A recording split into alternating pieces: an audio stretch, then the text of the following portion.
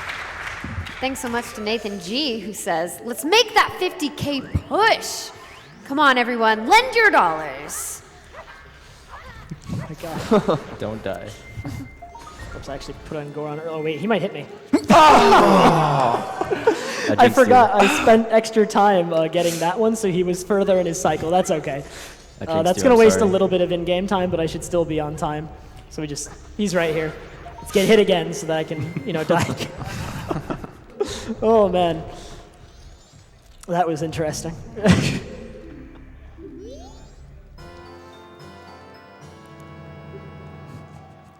As soon as I jumped down there, I'm like, wait, it took me longer to get a Skulltula. He's going to be further. And then right as I thought that, he was further, and he did hit me. Because that one moves along the ground on a set path.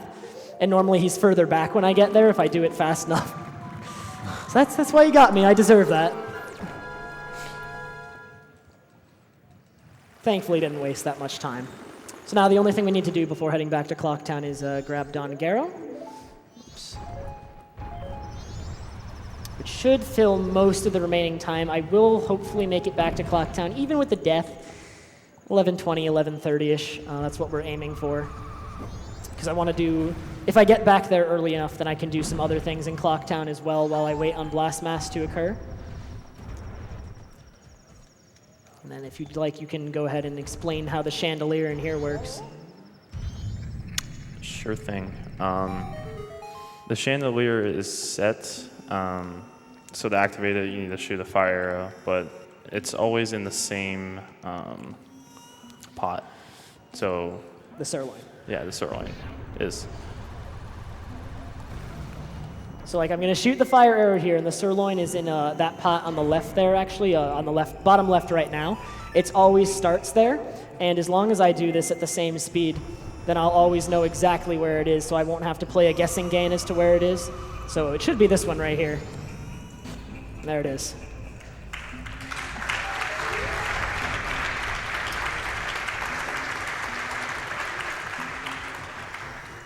So we just got to carry this back now. It's pretty slow going. So we do have time for some donations while I bring this back. We got to bring it all the way back to the Goron at the right near the owl statue, actually, where we came in. So I'm going to be backwalking as much as possible. Sounds good. We've got a $512 donation. That's awesome.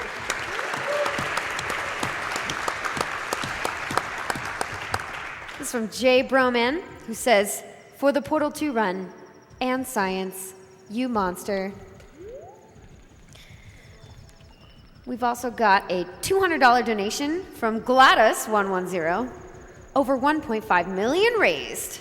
Unbelievable. You, subject name here, must be the pride of, subject hometown here. Here's to being able to see Portal 2.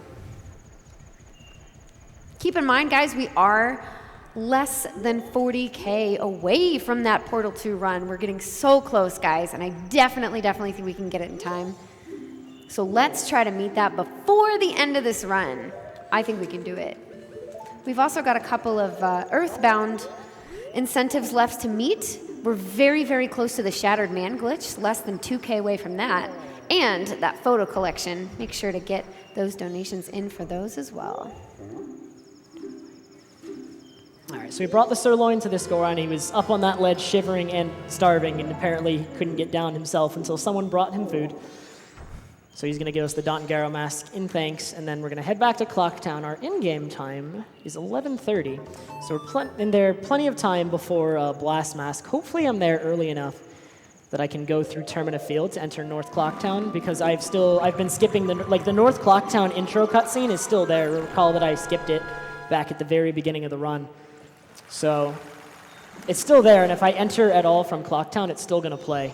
So we really want to keep entering North Clocktown from Termina Field. But before we head to Blast Mask, we still have some time, so we're going to pick up the Stray Fairy. So we're going to need that for a mask coming up in a bit. And then we're going to head in here finally using the Romani mask. In here, the 200 rupees we have are for Chateau, which is a drink that restores your health by full, I believe, and gives you infinite magic for the remainder of the 3-day cycle. And then right here, I believe his name is Toto. He is doing a little sound check because his band is performing at the Clocktown Festival, which is what on midnight on the third night. There is a festival that's scheduled to occur. Of course, everyone abandons Clocktown due to the impending moon that's going to crash. However, up until then, everyone's preparing for this festival, and this is part of that. So we just need to help them by doing this, and the guy sitting at the bar will be so happy with the song that we play that he'll give us a mask of his face that he happens to be carrying around. So while I finish this up, we do have more time for donations. This is just more cutscenes. I gotcha. All right, we've got a $20 donation from I Am 5 Bears, who says, I tried to do wallet dupe at my local bar, but no. We've got another $20 donation from Uzi. If we keep donating for bonus runs, then SGDQ never ends, right? Right?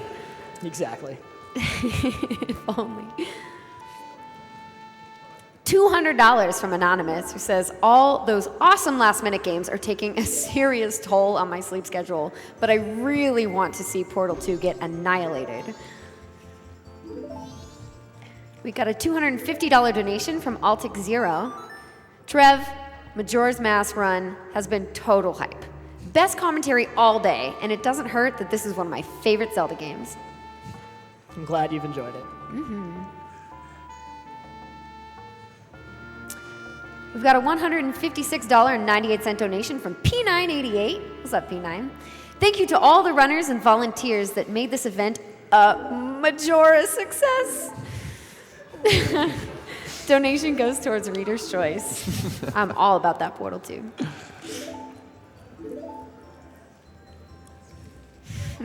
All right, so we've got Circus Leader's mask. There's actually only 3 more masks we do not have. We're going to pick them all up in short succession. They are all in Clocktown. This is, I should have time to go through Termina Field here. It takes a little bit more in-game time, but let's avoid that cutscene in North Clocktown one more time. We'll make it just in time. The event occurs at 12:20. It looks like we're going to enter around 12:10-ish. So we're just in time. And I apologize. I hope my subs are ready for this because they really wanted to see this. We're gonna recover the bomb bag that Sakon's gonna steal here, and then we have to wait until he leaves the area, so we have time to do this. How often do you see the face that Goron makes when he's curled up?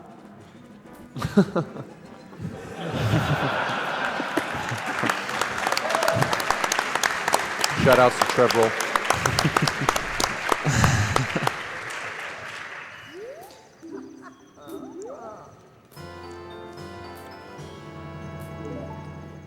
All right, so the 2 masks we do not have are Great Fairy Mask and All Knight's Mask. We picked up the Stray Fairy earlier because we did save her earlier, but because of the time travel mechanics, we went back in time. She's back in this state. We need to save her again.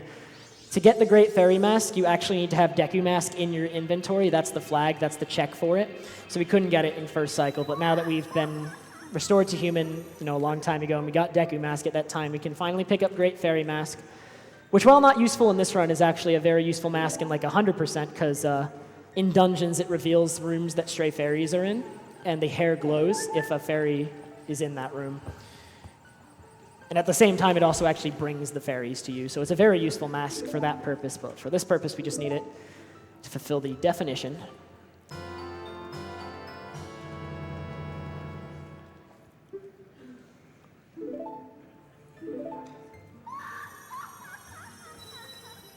All right, so one last mask, the All Knight's Mask. Now, the All Knight's Mask you can only get on Night 3 in the Curiosity Shop on a cycle where you get Blast Mask. You need to have gotten, at least saved, you need to have saved the Bomb Shop lady. So we're good to go. So all I need to do is I need to get to the 3rd night, but just Song of Double Timing all the way there would be really slow. So we're going to call Epona, not because I need her, she's actually useless. We're just going to get a fairy to spawn from this Gossip Stone. And what we're going to do is we're going to do something called a day skip. We're going to skip from 1st night all the way to 3rd day. So what we're going to do, we're going to get Ocarina while walking. And that'll play. And then right as it finishes, I walk into this grotto, confirm that text, and we have now skipped all the way to third day, saving many Song of Double Times.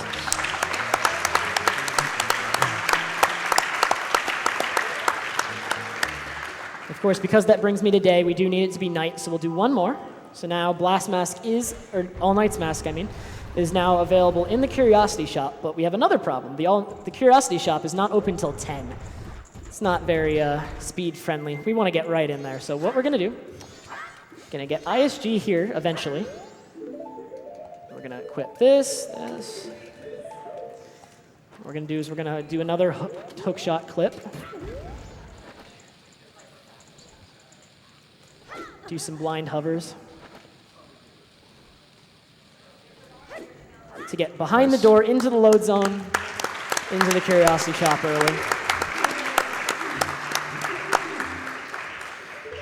And so what we do, this actually costs 500 rupees. This is why we needed the big wallet. I don't even have that money. So what we're going to do is we're going to do something called Curiosity Shop Dupe. I'm selling the Chateau, which sells for 200 rupees. However, what's going on is I'm actually changing the active bottle in Link's hand before the transaction completes. And so what it does is it's just it's trying to write an empty bottle over Chateau. That's what it happens when you sell something. But I'm switching the active bottle, so it's just writing the empty bottle over one of my other empty bottles, and then we can get up to 500 rupees that way. Pick up our final mask besides the one on the moon. So we've now got all the masks. We can head to the moon. But before that, we're going to drink this real quick. Gives us infinite magic. Normally we do not need to drink this, but why not show it off? So my magic meter will be glowing blue for the rest of the run, and actually it will never deplete. I have infinite magic for the rest of the run. And so, yet another in-game time thing. Before we couldn't bypass this door as Deku, but with bombs and Goron, we can actually do a little damage boost to just get right over this door and access the clock tower early.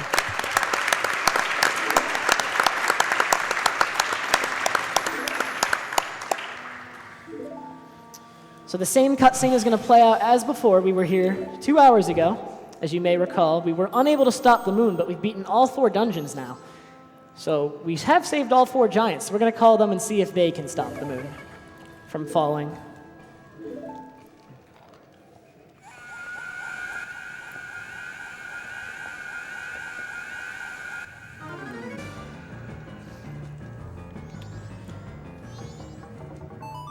Alrighty.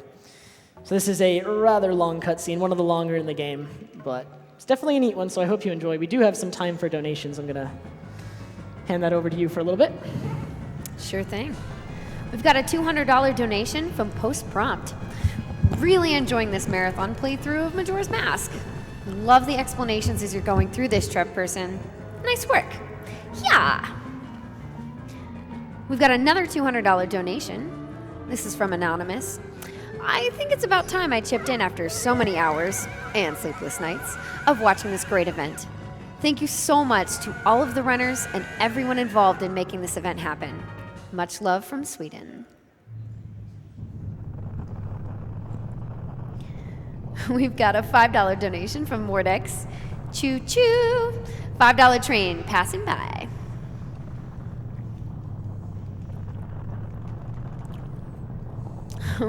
We've got a $25 donation. I'm going to read the comment first. It says, first-time donator going for that Portal 2 run. Donating 10 more if you say my name right. And the donator's name is Ivan. Giving it a shot.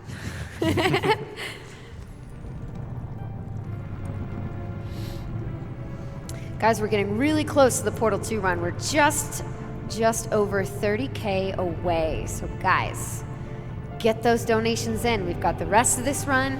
We got Breath of the Wild, which I'm super hyped for.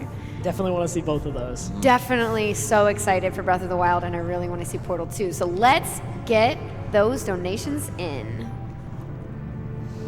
All right, so the Giants are going to try their best here to hold up the moon. There's actually something a lot of people don't know, because most people just don't try when they play this game. If you come here and try to play Oath to Order before you've saved all 4 Giants, an altered version of this cutscene will play with however many Giants you've saved, and it will just, before they actually stop the moon, it will cut early, and then there's an additional cutscene where they kind of just fall over under the weight of the moon, and it's implied, I don't know if they die or they just disappear because they're like spirits or something, but a lot of people have never seen that cutscene. It's very neat. I actually only ran into it a little while ago myself, just because I'd had a run die, and we went and did it. Definitely one of the lesser known things. And then coming up, because I don't know if this is on English, I cannot recall, but on Japanese, don't blink or you're gonna miss it. There is a small little error with the Goron's face in this cutscene coming up, so I'll leave it to you to catch it, but it's, don't want to blink, it's pretty entertaining.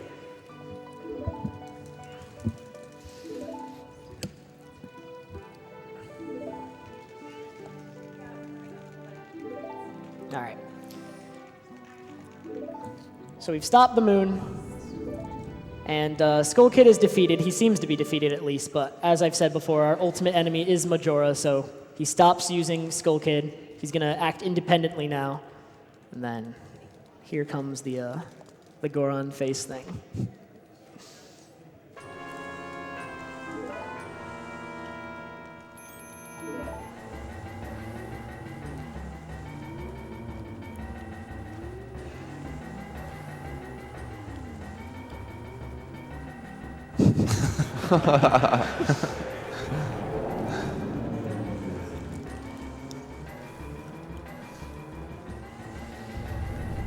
I'm so glad we get to see that in runs.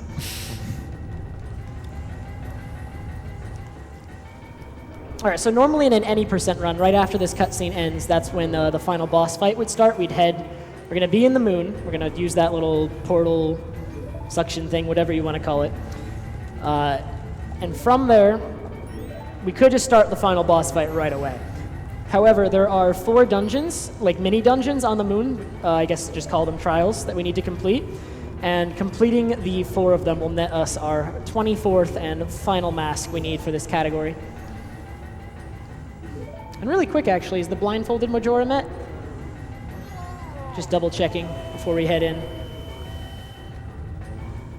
We are still a small bit away from Small bit of, no, I think it was a fair bit off last time I checked. okay, I thought I'd just though. double check. I don't think you'll need the blindfold. All right. But we always That's okay. appreciate There's all the support. Still have some good stuff we can do at Majora, do not worry. All right, so in order to access each dungeon, we do need to give away our masks. Don't worry. When the file completes, like when we beat the game, they actually get added back to your inventory right away. And someone, I believe it was, I'm going to say it was Seedborn, but if it was someone else, I apologize. But someone actually just figured out that the masks actually do not disappear from your inventory. They are just made invisible, and like you can't select them. So I still have them, technically. Instead of just removing them from your inventory, they make it so you cannot see them. So each of these dungeons is very small. The Zora one's actually the fastest. It's supposed to be like a little maze, but since I already know where to go, it becomes pretty trivial, and we're going to show our skills for the guy before talking to him.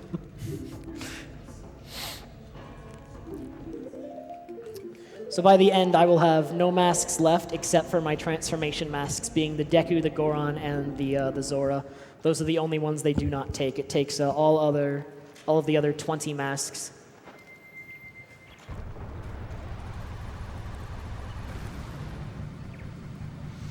And the scariest one is actually this one, Twin Mold Trial. There is an Iron Knuckle in this one. And Iron Knuckles do 4 hearts of damage. So, I mean, I'll leave the math to you guys, but I'm going to die pretty quickly if I get hit. So hopefully nail that. I actually like to call him the final boss on my stream because he's infinitely harder than Majora.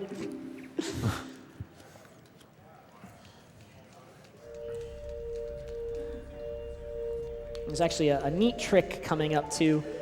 This little dungeon actually has a couple little puzzles that you need to complete with like fire arrows, bomb shoes, stuff like that. but we're actually able to skip those, I believe due to like just a couple things sharing a flag. Oop. So that'll be coming up. And this trial is just a gauntlet of puzzles and mini bosses. We're going to be seeing a lot of enemies we've seen from previously in the game. We're going to see Garo Master again, who is weak to Goron Pounds for whatever reason. He takes additional damage from these Goron Pounds.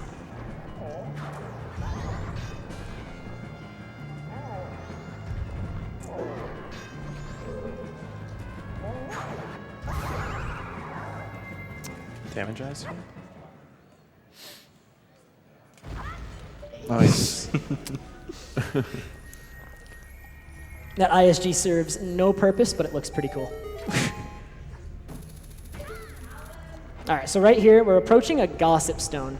And what I'm going to do is I'm actually going to play a Pona song in front of it, and that'll cause the fairy to spawn from it, but besides causing the fairy to spawn from it, it's going to auto-complete the puzzle in the next room. So this ladder that's in here isn't supposed to be there. You need to get it to spawn by completing the puzzle. And then here's Iron Knuckle. Hopefully we get a nice fight.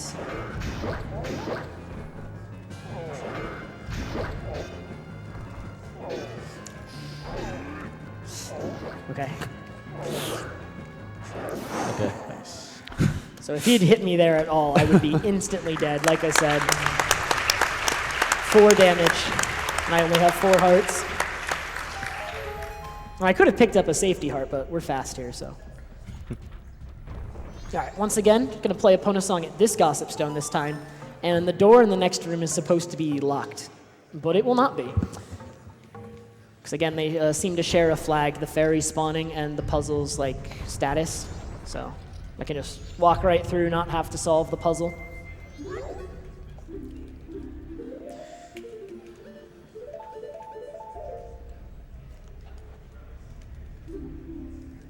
And each child takes actually a different number of masks. There are a different number of masks we need to give them.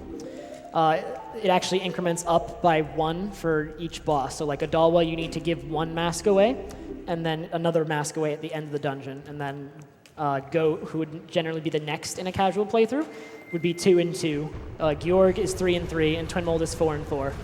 All for a total of 20 total masks given away.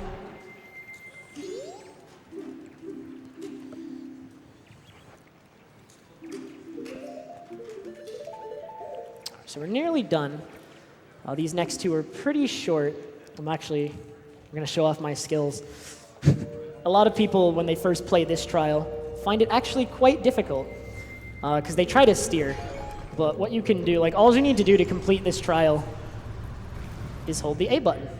And it pretty much completes itself. I mean, I know I as a kid had a ton of trouble with this one. There's actually a way to bonk on that first chest, isn't there? If you're like right in the middle. If you're right in between the 2 chests, they like send you backwards because you bonk off of both. It's like very odd. All we need to do is get to the end, so we're taking the shortest path to the end in each one. And once we've cleared all 4, we're going to get the final mask. So the only one left is the Adalwa trial. All of these dungeons actually all have a heart piece in them. So like in an 100% category, all of these mini dungeons would be a little bit longer. 1 heart piece in each. So you'd come to the moon with 19 and have to finish all 4 in addition to getting the heart pieces in all 4. But in all mass, they're a little bit shorter, so we can just kind of breeze right through them. They're not too difficult. This one's got a few cycles we need to make, but they're not that tight. This one has spinning platforms. Just use the Deku Mask, clear it real quick. And then we'll be moving on to the final boss, which... I mean, I guess I want to thank everyone now for having me. I was incredibly nervous before this run, I'm not going to lie. I am, You did good, man. I get a bit of stage fright, but this has been a very fun run to do, and I hope everyone else enjoyed it.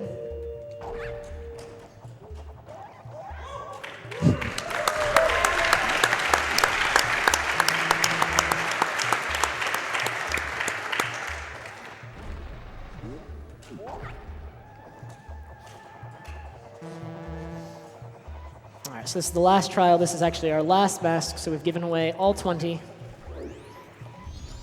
which means that we will be getting the most powerful mask in the game, allows us to make quick work of Majora. And there's actually, even though it defeats Majora rather quickly, there's still, even still, some cool strats you can do to end the fight even sooner, particularly on Wrath. It's very difficult. It's timing based. I hope I get it so I can show you guys, because I really enjoy it. All right, so this is it. This is our final mask. Many people are familiar with it, but it is the Fierce Deity mask. And the only way to obtain that one is to get every other mask in the game and then give them all away on the moon.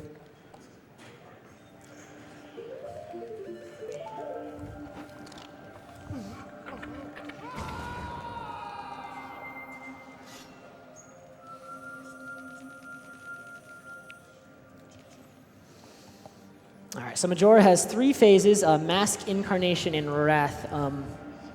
Really, this one's pretty trivial. It's going to start with those 4 boss remains on the walls. Halfway through, they're going to come out, and they really cause all the problems for us as far as this run is concerned. I can actually die here, even with Fierce Deity Mask, because most hits in this fight do a full heart, and I only have 4 hearts. So if I get unlucky enough, like maybe I'll start clearing the remains.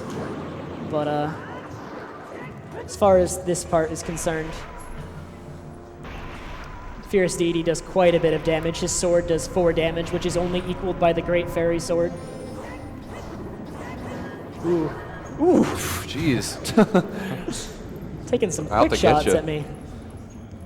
All right, so this is Incarnation. The hardest part with him, he runs all over the place. He actually only has 1 attack. Like most of it, his attack, like his actions he can take are like him taunting you, moonwalking, all sorts of random stuff. He kind of goes insane. We just want to get a lock on him and knock him down as soon as possible. Which, almost there, almost. All right, nice. Here I'm going to focus. Because on Wrath, if I get a perfect Wrath fight, he'll be dead. 3-4 seconds. There's a 1 cycle strat on him, but it's very timing based. I hope I can get it. It's really cool. Sub 240 hype. I'll take it.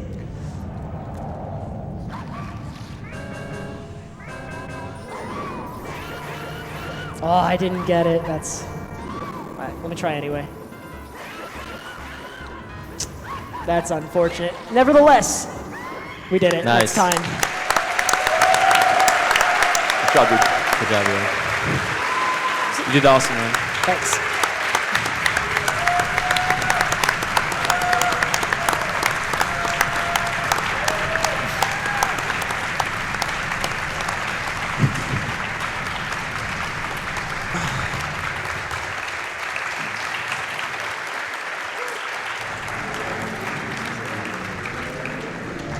I do believe the incentive for the glitch exhibition was met.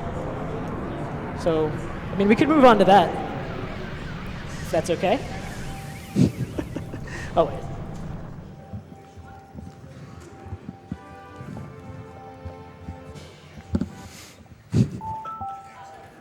It's okay, I'll set up for it, because I do believe it was met. I remember checking before the run, it was met even beforehand. So for the glitch exhibition... We did meet that. We did indeed meet that. All right. Well, then I can switch on over to the English version of the game, actually, because the English version has quite a few version-exclusive glitches that I'm going to show off, and I also set up some save files to show all of these off. So let's do this real quick. Yeah, some of these are pretty wild. Oh, yeah. I hope I get all of them. There's one at the end that's a little bit tricky. Let me fix this real quick. All right. So I have some saves set up in advance for this. We're going to open up this one. So, I mean, I'll get to the things I set up in advance beforehand, but we're going to do a really quick one first. This one, I think this one has been shown off before, but people seem to really enjoy this one. So we're going to take Franker Z over here. Going to bring him back to about here, just so that he's right in front of the water, and we're going to roll into him while shielding. And what this is going to do is going to buffer the action of picking him up, so now I can do that. And he landed in the water, so as you can see, he's I'm not doing anything, but he's moving me around on his own. But the real neat thing with this is if I take him over here... Oh, what the... Let's do that again. He, like, got caught on my model real quick. That's okay.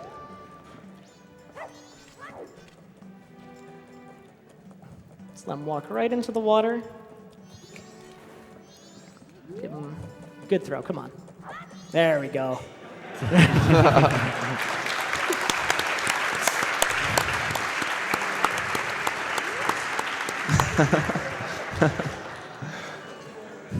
I'd never seen this till you showed me this yesterday. All right. So for the next one, actually, I'm going to need to make it night. So we're going to make it night of day 1. And that's just so that all the torches in West Clocktown get lit. And we're going to be doing something weird with that. So I did action swap earlier in my run in Snowhead Temple in order to melt an ice block without fire arrows. We're going to do action swap again, but there's another use for it. So this file hasn't yet hit the hidden owl. And I don't have any explosives. We're not going to be able to hover over it to it like I did in my run. But there's another way to hit it. So we're going to get action swap at this sign. So right now my Deku stick is firing flaming arrows. And another effect of this is if I run it through a torch, we get a very long negative length Deku stick here. And what we can do with that is if we swing it just right, we'll hit the hidden owl.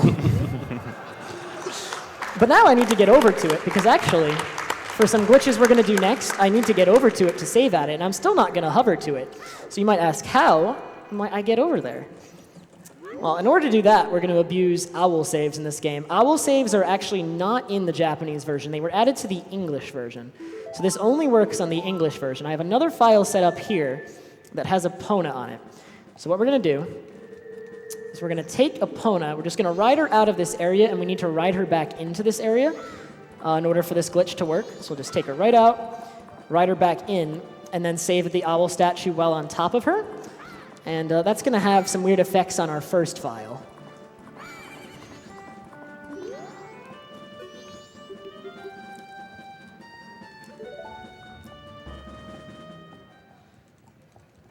So when we open back up the first file, we now have Epona in Clocktown, an area she's not supposed to be able to get to. However, we're still not done yet. There's more we can do for this with this. So we're going to save at the owl statue one more time. Actually, no, we're fine. And when I reopen it back up, we will have yet another glitch. This time, I now have something called unrestricted items on Epona. So normally you can't use your C items on Epona. However, with this, I can potentially use Ocarina while on Epona. And when that happens, it kind of detaches Link from Epona a little bit. So we're gonna ride her right through the load zone here, and then when I press A, I can just get on her, cross the load zone. And so we're gonna save at the hidden owl now. So saving at the hidden owl also has some neat effects. Before we really get into those, I need to do one more glitch.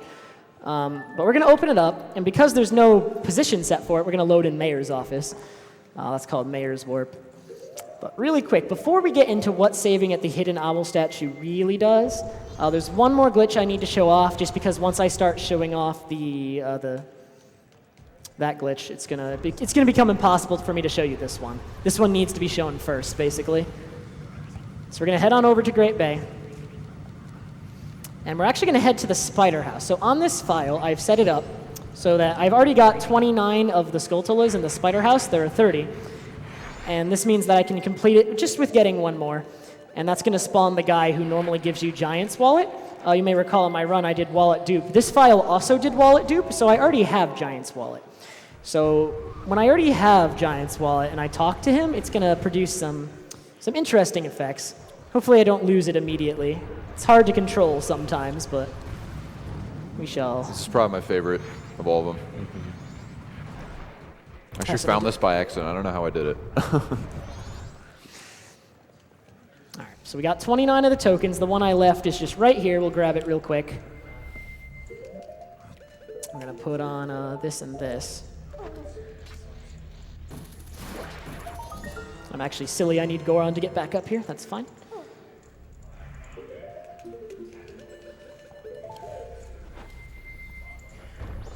And so now this guy is here.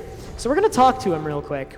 And when I talk to him, he's going to thank me for, clearing the place. And he's going to ask if I can have it. But he's not going to give me anything. And you may notice my A button says grab when I face him.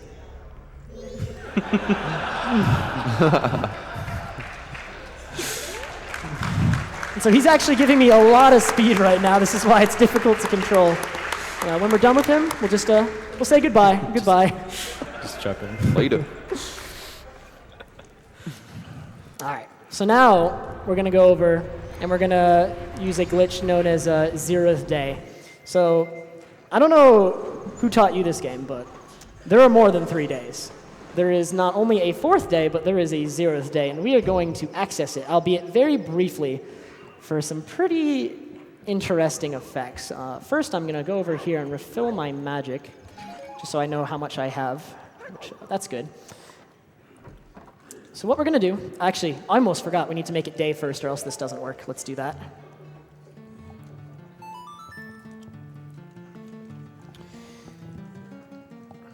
So make it day once more to do this. You can't play it in here, seriously?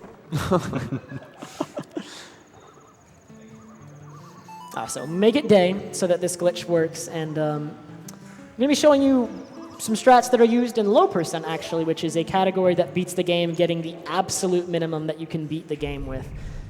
This glitch is used extensively in low percent. It's a very difficult category, but we can see a little bit of it. So first I need to store Song of Time, like I did in all the runs, or in the run several times. So an easy place to do that is right here, because you can get a little clip if your angle's right. I think I need a little more to the right. Ooh.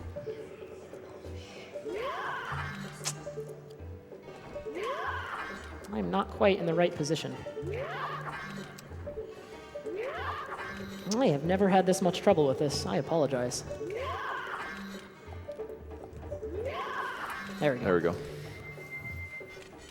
All right, so we're going to slash dive to get Song of Time storage again.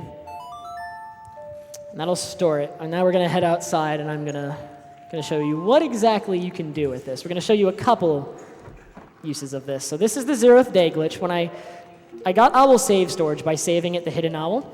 And so what happens instead when I activate the Song of Time text box is it's going to save, and then 2 seconds later it's going to instantly load that save. It's called the state restoring effect. It's going to restore the game to the state it was 2 seconds ago. So I'm going to save and put on Deku, and then it's going to load that save. And when I saved, I was human. So it did like the state, like restored the state. So, I mean, human has a sword.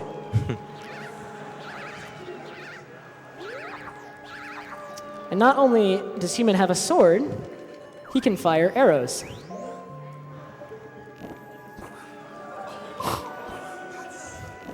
And they come just right out of Deku's nose. This is actually how you fight Twin Mold in low percent. All right, so that's one potential use of it. But there's probably a more well-known use of it, but it's definitely more entertaining. So here we go. We're going to get Song of Time storage once more. Hopefully I can do it faster this time. There we go. Okay, so we'll get it once more. This time, we're going to be using the state restoring effect with Goron instead of Deku. And Goron being able to use bow in particular has some neat effects. Oh no, I talked to the fish. Oh dear. Those fish. First try. First try. That's cool. The fish were just giving me a chance at redemption.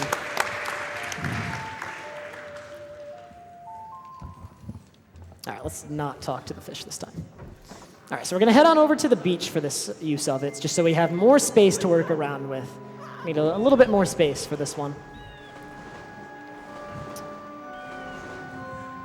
So this time we're going to start as human, and I'm going to activate the text and switch to Goron.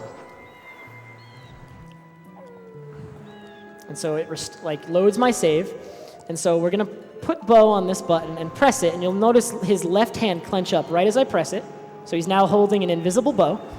And with bow in Goron's hand,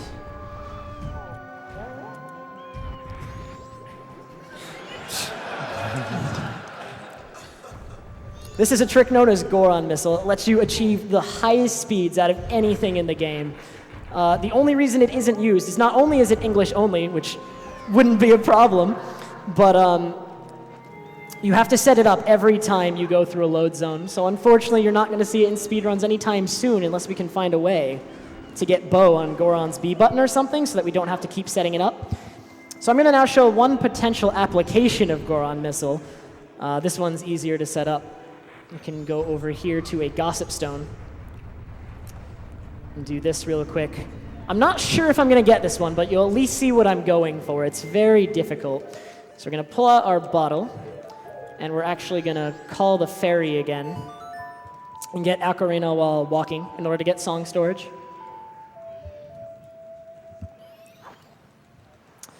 So we'll see if I get this. This is tricky.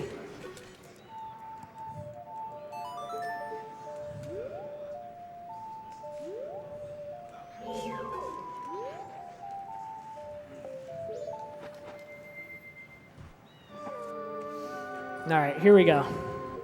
So we'll put Bo on another C button. We're going to head up here. We're going to press Bo so he's holding it. Let's see if I can get this.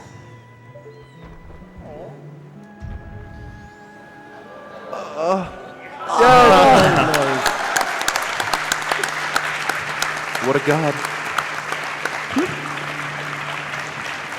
Oh yeah, we can do one more? We can skip one. Okay, yeah. So we're going to go right to the last one, actually, because we're running out of time. So there's one more. I'm hoping I get it. It's very difficult. We're going to play Song of Time to return back to Clocktown, just because if I play Song of Soaring, I will actually lose my owl save storage. So this is our quickest way back to Clocktown. I'm really hoping I get this first try. I practiced it and got it every time, but it is frame perfect. Hopefully I nail it. So I'm sure if anyone's seen an OT run before, you're very familiar with the concept of wrong warping. Now, there are no really useful wrong warps in MM for speed runs, but there are some really cool ones. And so that's what we're going to attempt to do. So first, I just need to go grab some explosives. We're going to head back to the intro area of the game. So we'll just withdraw this many.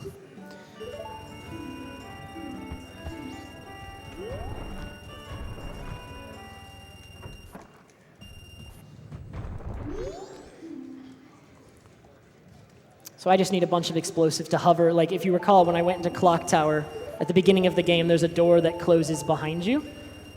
And I need to be able to bypass that door. So we're going to hover straight over it with these explosives. And we'll see if I get this. Got to give a huge... I wasn't even going to do this at the glitch exhibition, actually. I thought it was too difficult, but a friend of mine gave me a setup. So hopefully I managed to do him proud, and let's do this. This will be the final one.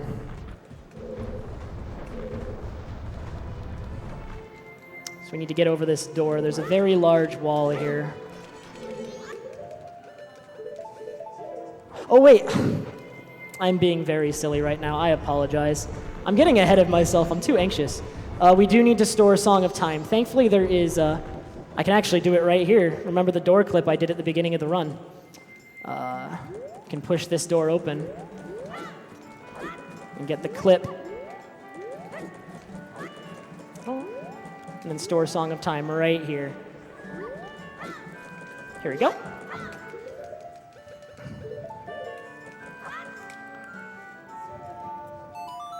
All right, now we're good. I apologize. There's a lot of steps to these things.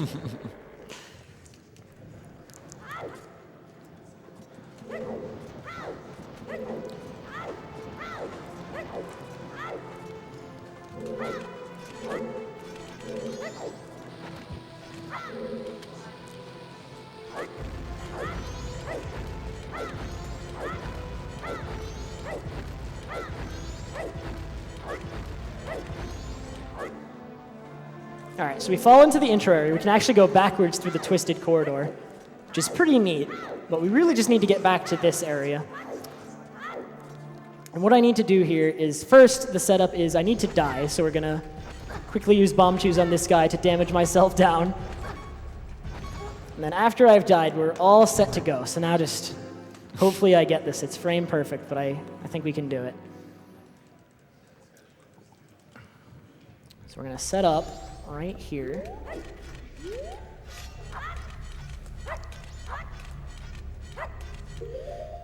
And all I need to do is hit up and A on the same frame. And hopefully, we have wrong warp back into the intro cutscene of the game. Nice.